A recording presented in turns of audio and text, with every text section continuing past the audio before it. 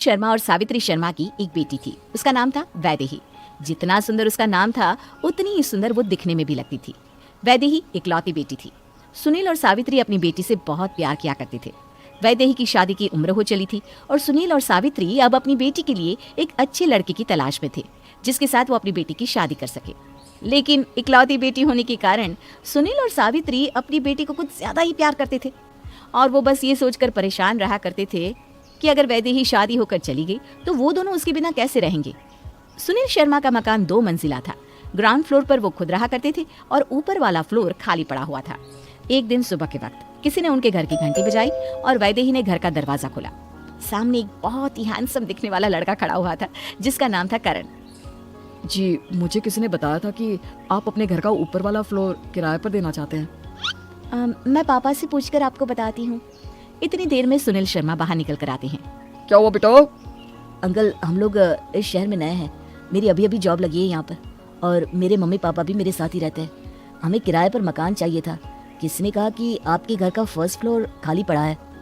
अरे लेकिन बेटा, हमारा तो घर किराए पर देने का कोई इरादा नहीं है। अरे दे दीजिए ना, जब वैदेही की शादी हो जाएगी हम अकेले रह जाएंगे।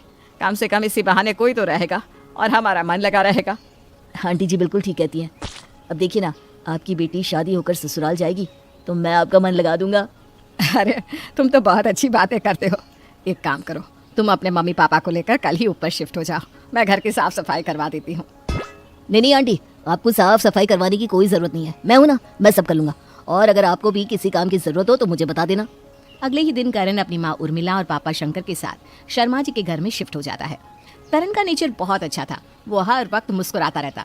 वो सावित्री शर्मा को काफी अच्छा लगने लगा था। करण और उसके परिवार को रहते हुए अब कुछ दिन बीत चुके थे। एक दिन शाम के वक्त जब सावित्री शर्मा जी के साथ बैठकर चाय पी रही थी तो उन्होंने अपने दिल की बात शर्मा जी से कह डाली। करण कितना अच्छा लड़का है ना। हाँ, आजकल के ज़माने में ऐसे भले लड़के मिलते ही कहाँ हैं जो अपने माँ बाप का इतना ख्याल रखें। अरे कई बार तो खाना भी बना कर खिलाता है वो भाई साहब और भाभी जी को। मैंने तो कितनी बार देखा है, जिस दिन मेड नहीं आती ना, सफाई भी खुद अपने हाथ से करता है।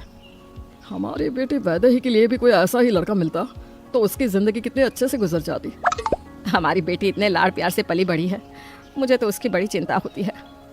लेकिन आजकल इतने अच्छे लड़के मिलते कहाँ हैं? कमाल करते हैं आप भी। अरे लड़का हमारे घर में है और आप कह रहे हैं कि लड़के नहीं मिलते। कैसी बात कर रही हो? वो तो हमारा किराएदार है। ये तो और भी अच्छी बात है ना, हमारी बेटी हमसे दूर नहीं जाएगी। लेकिन वैदेही को करण पसंद भी है या नहीं, वो आप मुझ पर छोड़ दीजिए। अगले दिन सुबह के वक्त, वैदेही बेटा, ये मैंने करण के लिए खीर बनाई है, जरा जाकर ऊपर उसे देकर तो आना। मम्मी, मुझे ऑफिस के लिए देर हो रही है, आप देकर आ जाइए ना। अच्छा ठीक है, तू जा, मैं खुद ही खीर देकर आती हूँ।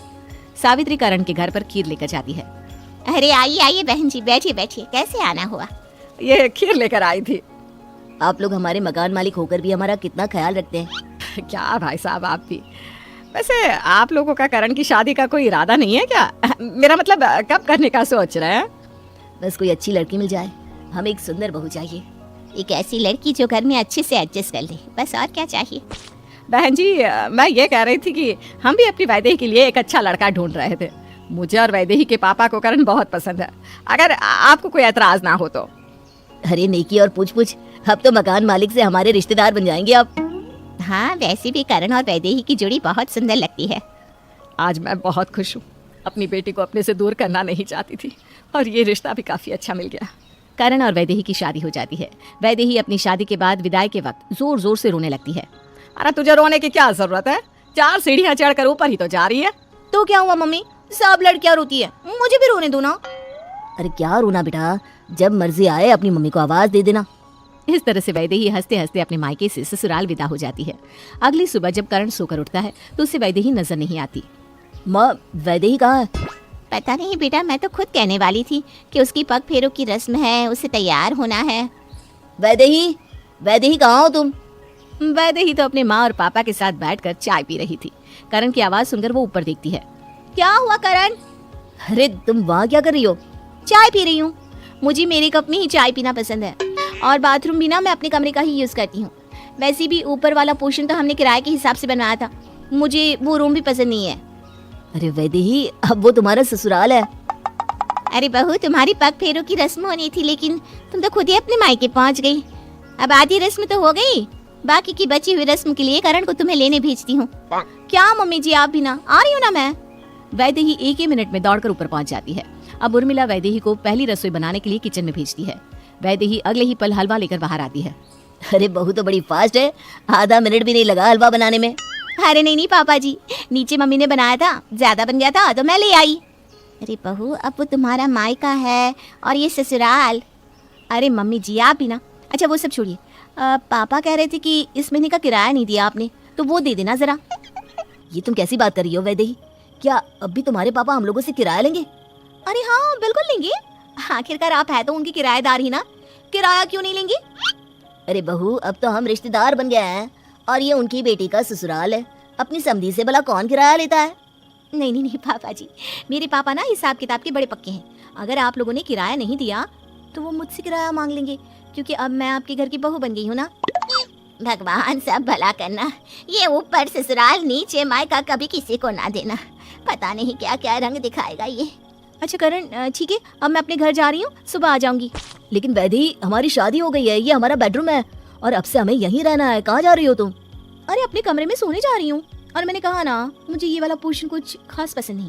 जब पापा बनवा रहे थे तब भी मैंने उनसे कहा था, लेकिन उन्होंने कहा किराएदारों के लिए बनवाया है। अब मैं उनकी किराएदार थोड़ी ना हूँ। लेकिन मैं तो तुम्हारा पति हूँ ना वैदेही, तुम्हें मेरे साथ रहना चाहिए। अरे तुम्हारी पत्नी होने से पहले मैं मकान मालकिन हूँ, और वैसे भी 4 सीढ़ियाँ उतर कर मेरा मायका है।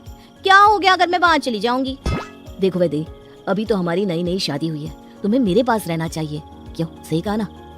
इससे पहले कि वैदेही करण के सवाल का कोई जवाब देती, नीचे से सावित्री के जोर जोर से वैदेही को आवाज देकर बुलाने की आवाजें आने लगी। अरे वैदेही बेटा, अरे कहाँ गई? जल्दी आना बेटा, देख वो बाहर का दरवाजे का ताला लगा दे। तुम अपनी मम्मी को बोलती क्यों नहीं कि अब तुम उनकी बेटी नहीं हो, अब तुम अपने ससुराल में हो? अरे क्या हुआ अगर मैं अपने ससुराल में हूँ? रोज रात को घर का लॉक मैं ही लगाती थी। जा रही हूँ मैं। इतना कहकर वैदेही वापस नीचे उतर कर आ जाती है और घर का लॉक लगाकर जैसे ही फिर से ऊपर जाने लगती है, ऊपर से उर्मिला की आवाज आई। अरे बहू, तुम अपने मायके में क्या कर रही हो? मायका? अरे मम्मी जी ताला लगाने आई थी। मम्मी पापा को हमेशा से ये काम मुझसे करवाने की आदत है। आ रही हूँ अभी ऊपर। नहीं बहू, देखो रात के 12 बज चुके हैं और गुरुवार लग चुका है। हमारे यहाँ गुरुवार के दिन लड़कियाँ अपने मायके से ससुराल नहीं आती। अरे माँ, ये क्या जबरदस्ती है? 4 सीढ़ियाँ तो चढ़ के आना है उसे। रहने तो बेटा, इन 4 सीढ़ियों के बीच में ही ससुराल और मायके का फर्क है, समझे? अब वैदेही परसों ही ऊपर आ सकती है, उससे पहले नहीं। और इस तरह वैदेही को फिर से अपने मम्मी पापा के पास ही रुकना पड़ा। लेकिन वैदेही, करण और बाकी के लोगों को लगने लगा था कि ऊपर ससुराल और नीचे मायके वाली ये कहानी कुछ उलझती ही जा रही थी। कुछ दिनों के बाद, अरे मम्मी जी, घी खत्म हो गया है, अब मैं खाना कैसे बनाऊं? तो रुक बहू, मैं करण से कहती हूँ, वो लेकर आ जाएगा। अरे रहने दीजिए ना मम्मी जी, मैं माँ से ले आती हूँ। अरे नहीं बहू, समधी के घर से रोज रोज इस तरह सामान मांगना अच्छा नहीं लगता। मम्मी पापा ठीक कह रहे हैं, मैं अभी लेकर आता हूँ। करण जैसे ही नीचे उतरकर बाहर जाने के लिए निकला, वैसे ही उसे सावित्री मिल गई। अरे कहाँ जा रहे हो करण बेटा? मेरा मतलब दामाद जी। कुछ नहीं मम्मी जी, वो घी खत्म हो गया था, वही लेने जा रहा था। अच्छा सुनो, ये सामान भी लेते आना। अब तुम्हारे पापा जी तो थक जाते हैं, तो तुम ही ले आओ। सावित्री एक लंबी लिस्ट करण को पकड़ा देती है। सारा सामान लेकर वो घर आता है। उर्मिला उसे सावित्री का सामान लाते हुए देख लेती है। अरे तू दामाद है उस घर का, ये क्या उनका सामान लाद कर गधे की तरह घूम रहा था? तो क्या करूं मम्मी, कैसे मना करूं? सामने मिल गई वैदे की मम्मी तो क्या कहता मैं। कुछ दिनों के बाद एक दिन दोपहर के वक्त वैदेही अपने घर में कहीं नजर नहीं आ रही थी।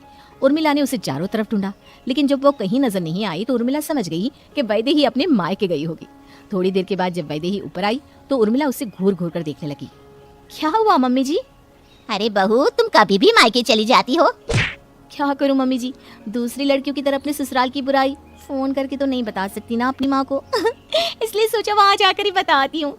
है? क्या मतलब? क्या मतलब क्या मम्मी जी? अरे लड़कियां करती तो है अपनी सास की बुराई, मैंने सोचा मैं भी पता करूं कि कैसा लगता है बुराई करके। अब ऊपर से नीचे कॉल क्या करना, तो मैं घर ही चली गई। भगवान भला करे, जाने क्या क्या होना बाकी है। कुछ दिनों के बाद वैदेही की प्रेगनेंसी की खबर आती है। वैदेही, अब तुम्हें अपनी हेल्थ का ध्यान रखना होगा। वो करण मेरी सहेली है ना, वो अपनी डिलीवरी के लिए अपने मायके गई थी, तो क्या मैं भी जा सकती हूँ? अरे वैदेही, तुम्हारा मायका दूसरे शहर तो दूर, दूसरे घर में भी नहीं है। तुम वहाँ रहो या यहाँ रहो, क्या फर्क पड़ता है? नहीं, अब मैं अपने मायके में ही डिलीवरी करवाऊंगी। मैं अपने 7वें महीने में जाऊंगी और फिर बच्चे की 3 महीने का होने पर वापस आऊंगी। ठीक है बहू, जैसी तुम्हारी मर्जी। ठीक है, मैं तुमसे मिलने आ जाऊंगा। मैं तो आ सकता हूँ ना? हाँ, लेकिन महीने में एक बार। मेरी सहेली का पति भी उसे कभी कभी मिलने आता था। लेकिन एक ही घर में रहकर 1 महीने तक ना मिलने की ये क्या जिद है बेटा? अरे पापा जी, एक ही घर में है तो क्या हुआ? वो है तो मेरा मायका ना। रोज रोज करण का आना अच्छा नहीं लगता। ठीक है बहू, जैसा तुम्हें ठीक लगे। इस तरह से 7वां महीना लगते ही वैदेही अपने मायके चली जाती है और करण एक घर में रहते हुए भी वैदेही से नहीं मिल सकता था, क्योंकि वैदेही ने उसे ऐसा करने से मना किया था। देखते ही देखते दोनों का बच्चा भी आ गया। अब इस ऊपर से नीचे के खेल से करण परेशान हो गया था। एक दिन वो सुनील जी से मिलने पहुंचा। नमस्ते अंकल जी। अरे बेटा, अंकल जी क्यों बोल रहे हो? पापा जी बोलो ना। अरे अभी मैं आपका दामाद नहीं, किराएदार बनकर आया हूँ ना, इसलिए। हाँ हाँ बोलो, क्या बात है? वो क्या ना आंटी जी, हम घर खाली करना चाहते हैं। तभी वहाँ पर वैदेही आ जाती है। अरे लेकिन आपको घर क्यों खाली करना है? ये मेरा मायका भी तो है। इसीलिए तो खाली करना है क्योंकि ऊपर ससुराल और नीचे मायके ने मुझे मेरे ही बीवी बच्चे से दूर कर दिया है। अंकल जी लीजिए आपका किराया। और हाँ, अब मैं अपनी बीवी को